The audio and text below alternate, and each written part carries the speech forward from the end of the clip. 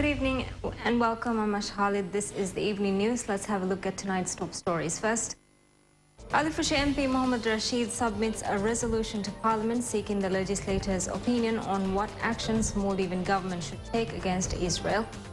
President Abdullah Yameen has appointed Muhtaz Muhsin as the new Prosecutor General, and Adal Party has welcomed the government's decision to boycott Israeli products and dissolve 3 bilateral agreements made with Israel.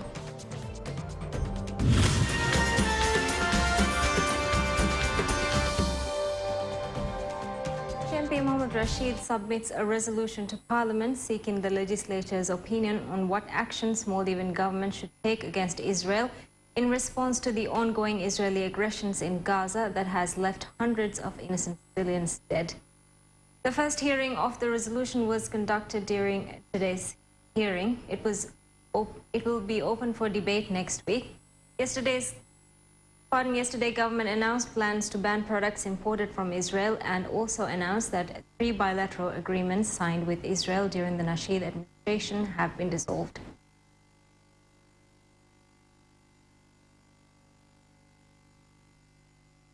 President Abdullah Yameen has appointed Muhtaz Muhsin as the new Prosecutor General. The letter of appointment was handed over to him during a ceremony held at the President's office this morning. The nomination was endorsed by the Parliament yesterday with the votes of 62 out of 69 MPs present at the sitting. 7 MPs voted against him, while 12 MPs abstained from the vote. President Yameen had nominated Muhtaz along with his nephew Mamun Hamid for the post. Despite PPM's leader, former President Mamun Abdul Gayoom's request to endorse Mamun Hamid, on Saturday the party's parliamentary group took a vote and decided to endorse Muhtaz instead. In response, Mamun Hamid wrote on his Facebook page on Sunday that PPM reached the decision claiming that he would not listen to them.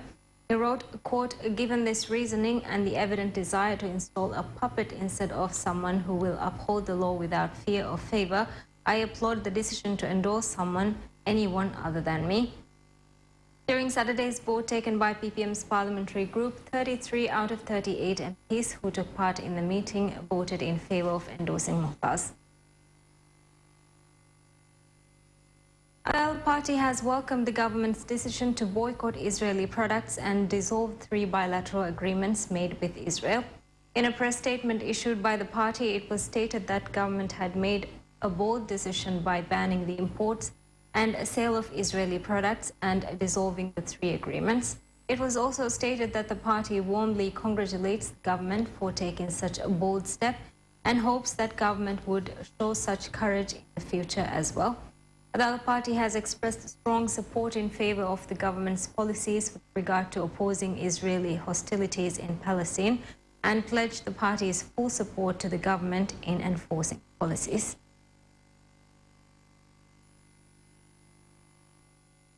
Home Ministry has announced to develop Hadal Kumburdu into a prison island.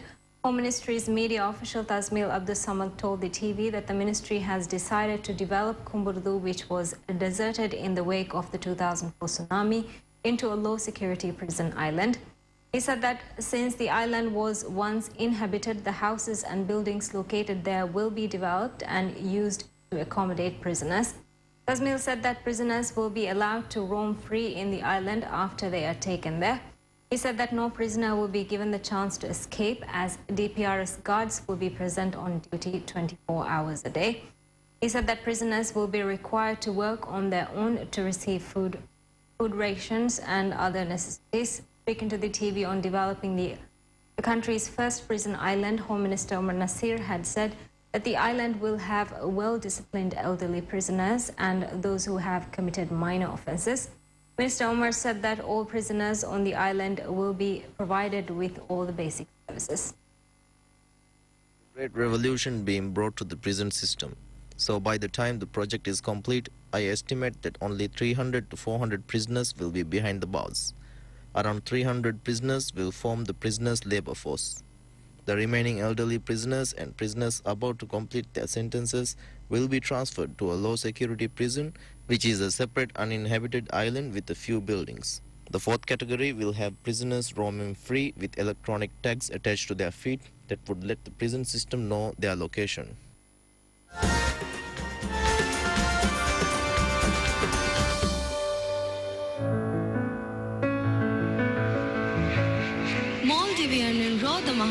ಹಾಸಾಗೆ ಆಯ್ಲಾಣೋತೆ ರಹ್ಮೆತ್ ತೆರೆನ್ನಾಯ್ಕು ಇಂಡಿಯಾಗೆ ತ್ರಿವೆಂಡ್ರಮಣ್ಣೋಣಿ ಚೆನ್ನೈಯ දෙකොල් ticket $7ක නුවදිහනුව ඩොලර. ඉතුරු මවුලුමත් හෝදමත් තිනෙත් ෆහෙන් හතරෙන් හතරක ගුලාලව්වා. Maldivian, flying made simple.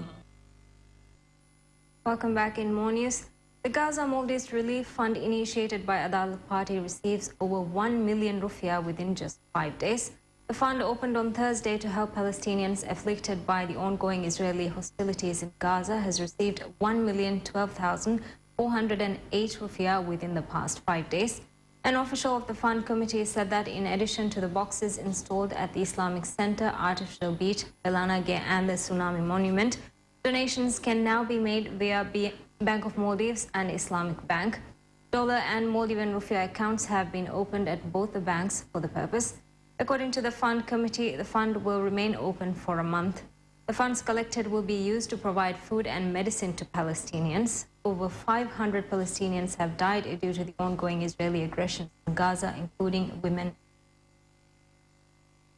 President Abdullah Yameen appoints former Marwa MP Abdul Aziz Jamal Abu Bakr as the information commissioner. He received Parliament's approval during yesterday's sitting with the votes of 60 out of 69 MPs who took part in the vote. He was appointed at a ceremony held at the President's office this morning, during which President Yameen and Abdulaziz Jamal Abu Bakr held discussions regarding the employees of the Office of the Information Commissioner and the office's administrative structure. President Yameen established the Office of Information Commissioner on the 13th of this month, under Article 43, subsection A of the Right to Information Act. The Right to Information Act, which had been ratified by the President in January, came into effect on the 12th of the month.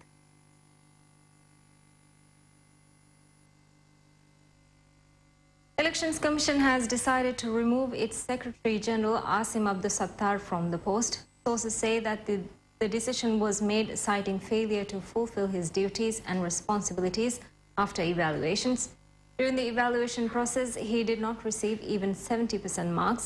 Despite the Commission's decision, he will be given the chance to resign voluntarily if he wishes to do so. Sources also say that Asim had earlier alleged that he was threatened by some EC members and had even brought the matter to the attention of the President and the Parliament. EC member Ali Muhammad Manik and EC's President Mohammad Farooq had allegedly threatened to remove him from the post. Asim was appointed to the post in April 2012. Parliament Secretariat says that 11 candidates have applied to represent civil society at the Board of Local Government Authority, LGA. At today's Parliament sitting, the names of all applicants were announced and forwarded to the National Security Committee for review. The LGA board currently lacks a civil society representative appointed by the Parliament. According to Article 62, subsection D of the Decentralisation Act, the LGA's board shall comprise of a member appointed by the Parliament to represent civil society. In addition, the amendment bill to law on ownerless property was also opened for debate at today's sitting. The government's amendment bill to the law states that a period of 1 month will be announced for properties found within the territory of the Maldives, occurring in the seabed or found drifting in the sea, to be returned to the rightful owner. If the property is not returned to the rightful owner within the period, it shall be taken for the state via judicial proceedings. Tourism Ministry statistics reveal that over 600,000 tourists arrived in Maldives during the first 6 months of the year. The total figure stands at 601,513, which is 11% higher compared to the same period last year. Last year, the figure stood at 539,667. These statistics reveal that this year, in June alone, 83,347 tourists visited Maldives. Although tourist arrivals continue to increase, Tourism Ministry reveals a significant drop in the European market share during the first 6 months of this year, which went down from 50% in January to 32% in June. However, Europe still remained the leading market generator to the Maldives with 46.5% shares by the end of June this year.